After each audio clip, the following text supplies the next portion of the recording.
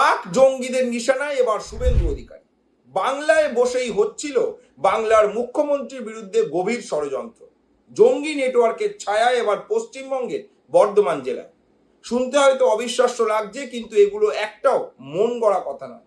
আর যদি এগুলো সত্য হয়, তখন প্রশ্ন ওঠে কারা ছিল এই জঘন্য চক্রান্তের পিছনে। প্রশ্ন ওঠে কিভাবে বাংলার মুখ্যমন্ত্রীর বিরুদ্ধে করা হচ্ছিল গভীর ষড়যন্ত্র। প্রশ্ন ওঠে কি কি আপডেট পাওয়া গেল এখনো পর্যন্ত এই বিষয়ে। আজকের এই ভিডিওতে আমরা এই সমস্ত প্রশ্নের উত্তর এক এক করে তুলে ধরবো আপনাদের সামনে। জানিয়ে দেব কিভাবে বাংলায় বসেই চলছিল বাংলার মুখ্যমন্ত্রীর বিরুদ্ধে গভীর ষড়যন্ত্র। চলুন শুরু করা যাক। ভিডিও শুরুতেই আপনাদের জানাবো এই ঘটনায় পশ্চিমবঙ্গ পুলিশের এসটিএফ অর্থাৎ স্পেশাল টাস্ক ফোর্স পশ্চিমবঙ্গের বর্ধমান জেলার রেনেসাস অ্যাপার্টমেন্ট থেকে গ্রেফতার করেছে হামিম মণ্ডলকে। আদালতের তরফ থেকে তাকে 14 দিনের এসটিএফ হেফাজতে দেওয়া হয়েছে। তদন্তকারীদের দাবি, এই হামিম মণ্ডলের যে সমস্ত ডিজিটাল ডিভাইস রয়েছে সেখান থেকে এমন কিছু তথ্য পাওয়া গিয়েছে যা জাতীয় নিরাপত্তার ক্ষেত্রে অত্যন্ত গুরুত্বপূর্ণ বলে মনে করা হচ্ছে। এখন প্রশ্নই হামিম মণ্ডলকে, চলুন সেটা আপনাদের জানাই। প্রাথমিক তদন্ত বলছে হামিমের বাড়ি পূর্ব বর্ধমান জেলার কুসুম গ্রামে। দীর্ঘদিন ধরে তিনি হাওড়ার পিলখানায় একটি পোশাক কারখানায় কাজ করতেন। অর্থাৎ আমাদের মধ্যেই, আমাদের সাথেই তিনি কিন্তু মিশেছিলেন। তিনি একজন কারখানায় শ্রমিক হিসাবে কাজ করতেন। কিছু মাস আগে তিনি পরিবার সহ বর্ধমান শহরের একটি অভিজাত আবাসনে ভাড়া থাকেন, রেনেসাস অ্যাপার্টমেন্ট, যে নামটা আমরা একটু আগে বললাম। প্রতিবেশীদের দাবি, তার আচরণে বিশেষ কোনো অস্বাভাবিকতা তারা কোনোদিনই দেখতে পায়নি। প্রতিবেশীরা আরো বলছে তিনি দৈনিক জিমে যেতেন, সাধারণভাবেই জীবনযাপন করতেন। আর এখানেই সব থেকে বড় প্রশ্নটা উঠে আসে যে একজন সাধারণ যুবক কিভাবে সন্ত্রাসী নেটওয়ার্কের সাথে যুক্ত হয়ে গেলেন। প্রশ্ন ওঠে কিভাবে তিনি বাংলার মুখ্যমন্ত্রীর বিরুদ্ধে ষড়যন্ত্র করছিলেন, তার পথ রেখি করছিলেন। চলুন আপনাদের সেগুলো জানাবো। তবে তার আগেও জানাবো কোন নেটওয়ার্কের সাথে জুড়ে ছিল হামিম মণ্ডল। হামিমের যোগাযোগ ছিল পাকিস্তান ভিত্তিক কুখ্যাত গ্যাংস্টার শাহজাদ ভাট্টির নেটওয়ার্কের সঙ্গে। এই শাহজাদের যে নেটওয়ার্ক, সেটা কাজ করে সোশ্যাল মিডিয়ায়। মূলত সোশ্যাল মিডিয়ায় যুবকদের সাথে যোগাযোগ করে, উগ্রপন্থায় প্রভাবিত করে, গুপ্তচর বৃত্তিতে প্র্যাকটিস করায় এবং স্লিপার সেল গড়ে তোলে। বহুদিন ধরে এই অভিযোগ দেশের বিভিন্ন তদন্তকারী সংস্থার কাছে ছিল।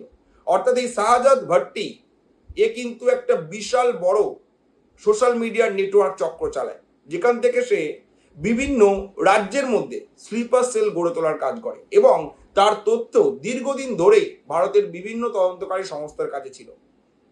এরা যেভাবে কাজ করে, সেই কাজের যে ব্লুপ্রিন্ট, সেটা হলো এই নেটওয়ার্ক প্রথমে সোশ্যাল মিডিয়াতে টার্গেট খোঁজে, একজন দুর্বল কাউকে খোঁজে, একজনকে খোঁজে যারা খুব ডেসপারেট।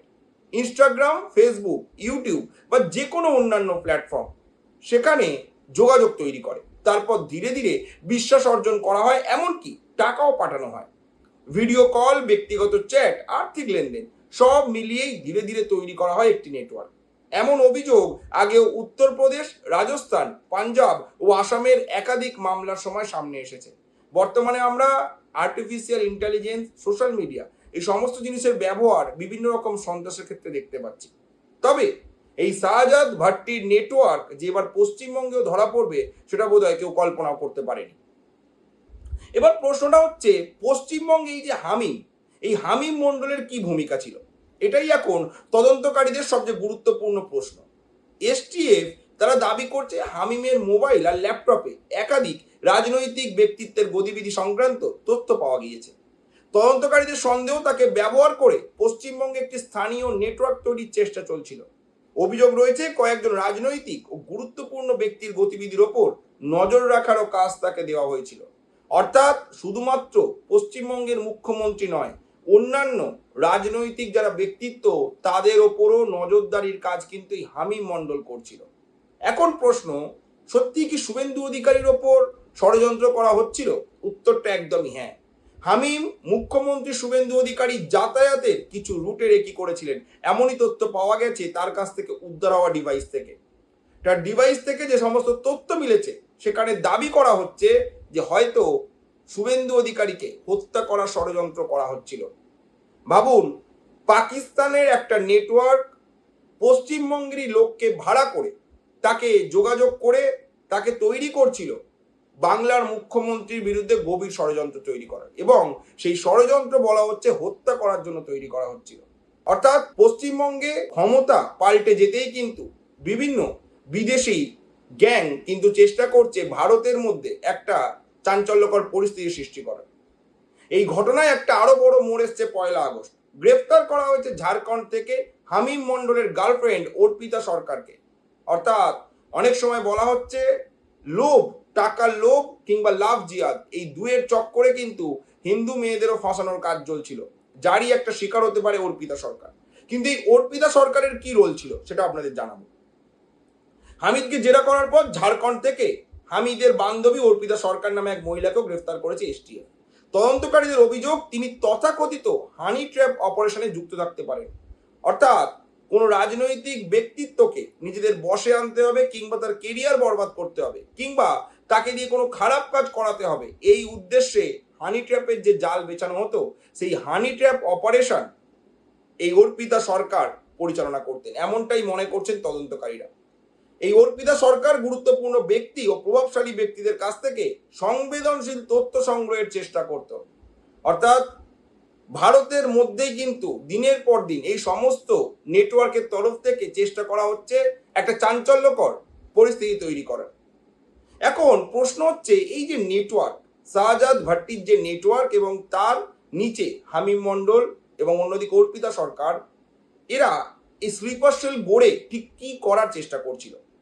তদন্তকারীদের প্রাথমিক অনুমান বলছে শুধুমাত্র তথ্য সংগ্রহ নয়, মানে কারোর থেকে কোনো সংবেদনশীল তথ্য বার করলো, কিংবা শুভেন্দু অধিকারীর যে যাতায়াতের পথ সেটাকে রেকি করলো, এই সমস্ত তথ্য শুধু নয়, বরং দীর্ঘমেয়াদে একটা স্লিপার সেল তৈরি করা, স্থানীয় যুবকদের প্রভাবিত করা এবং ভবিষ্যতের নাশকতার প্রস্তুতির দিকেও নজর দেওয়া হতে পারে। এখনো 1 বছরও হয়নি, আমরা জানি দিল্লিতে আগের বছরই একটা খুব ভয়ানক ঘটনা ঘটে, রেড ফোর্টের সামনে বিস্ফোরণ ঘটানো হয়, এবং গত 2 দিন আগের ঘটনা কাশ্মীরেও কিন্তু খুন করে দেওয়া হয়েছে 2 জন সাধারণ মানুষ, এবং সেই খুন করেছে জঙ্গিরা। অর্থাৎ দেশের মধ্যে কিন্তু এখনো চলছে নানা রকম অপ্রীতিকর ঘটনা সৃষ্টি করার। তবে এই হামিম মন্ডল এবং অর্পিতা সরকারের বড় কোনো প্ল্যান ছিল কিনা সেই নিয়ে কিন্তু এখনো তদন্ত চলছে, সেটা কিন্তু এখনো সামনে আসেনি। এখন প্রশ্ন হচ্ছে, এই ঘটনাটা এত গুরুত্বপূর্ণ কেন? তার কারণটা হচ্ছে, যেমনটা আমরা বললাম যে আগের বছর আমরা দেখেছিলাম দিল্লি রেড ফোর্টের সামনে এমন একটা ঘটনা হয়েছিল, এবং গত কয়েক মাসে দেশের বিভিন্ন রাজ্যে, আপনি যদি দেখেন গুজরাট, উত্তরপ্রদেশ, এমনকি আমাদের প্রতিবেশী রাজ্য আসাম থেকেও এরকম অভিযোগে একাধিক জনকে গ্রেফতার করা হয়েছে। বলা হচ্ছে আসামের যে পুলিশ, তারাও সম্প্রতি শাহজাদ ভাট্টি নেটওয়ার্কের সঙ্গে যুক্ত এই সন্দেহে কয়েকজনকে গ্রেফতার করার দাবি করেছে। অর্থাৎ আসামেও এই শাহজাদ ভাট্টির নেটওয়ার্ক কিন্তু ছড়িয়েছিল, সেখানেও কিন্তু বিজেপি সরকার এটা ভুলে গেলে চলবে না। তদন্তকারীদের অভিযোগ, এই নেটওয়ার্কের লক্ষ্য ছিল অনলাইনে যোগাযোগ করা, উগ্রপন্থায় প্রভাবিত করা, স্লিপার সেল তৈরি করা এবং সংবেদনশীল তথ্য সংগ্রহ করা। এই কারণেই পশ্চিমবঙ্গের ঘটনাকেও বিচ্ছিন্নভাবে নয়, বৃহত্তর তদন্তের অংশ হিসাবে দেখা হচ্ছে। তবে শুভেন্দু অধিকারী জানিয়েছেন যে তার জীবনের থেকেও লোকের জীবনের দামটা অনেক বেশি, এটাকে জাতীয় নিরাপত্তার স্বার্থে ভালোভাবে তদন্ত করা উচিত। আপনাদের কি মনে হয়, এই স্লিপার সেলের আরো কোনো কি বড় প্ল্যান ছিল? জানাতে ভুলবেন না আপনাদের মতামত কমেন্ট করে। আর যদি আপনারা এরকমই আরো কন্টেন্ট দেখতেন, তাহলে কিন্তু ফলো এবং সাবস্ক্রাইব করতে আমাদের এই চ্যানেলটিকে। ধন্যবাদ।